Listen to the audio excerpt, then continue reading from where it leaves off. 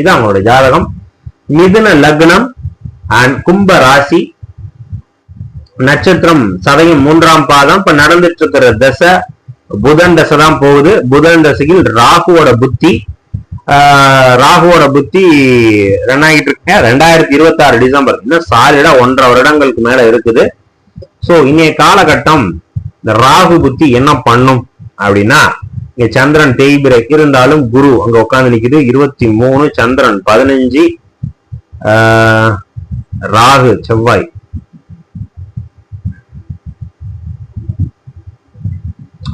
So நீங்க ஆட்டோமேட்டிக்கா நீங்க எங்க போவீங்க அப்படின்னா, 2 ஆப்ஷன் இருக்குது. ஆனா நீங்க பிசினஸ் ஸ்கூல்ல தான் போவீங்க சார். ஜாப் சேஞ்ச் உண்டு, அதுவும் உண்டு. பிசினஸ்க்கான அமைப்பு இருக்கா? எஸ், அதுவும் உண்டு. எல்லாமே உண்டு போயிட்டே இருக்கலாம். அப்பா ஆல்ரெடி ஏதாவது ஒரு பிசினஸ் பண்ணிட்டு இருக்காரா, அதை அப்படியே டேக் பண்ணிட்டு அப்படி பண்ணிட்டு போகக்கூடிய அமைப்பு உண்டு. ஓகேவா? சிவில் கன்ஸ்ட்ரக்ஷன் ரிலேட்டடான பிசினஸ், ஆர்கிடெக்ட் பிசினஸ், பினான்ஸ் ஓரியன்டான, எஜுகேஷன் நீங்க சொல்லிட்டீங்களே, சூப்பரா வரும், அருமையா வரும், பண்ணுங்க. வேற என்ன கேள்வி கேட்டீங்க? அதானே, எஜுகேஷன் ரிலேட்டடான ஃபீல்டுக்கு போலாமா? IT sector business. IT sector business அப்படிங்கிறது ஐடி செக்டர் பிசினஸ்ன்னு வராது.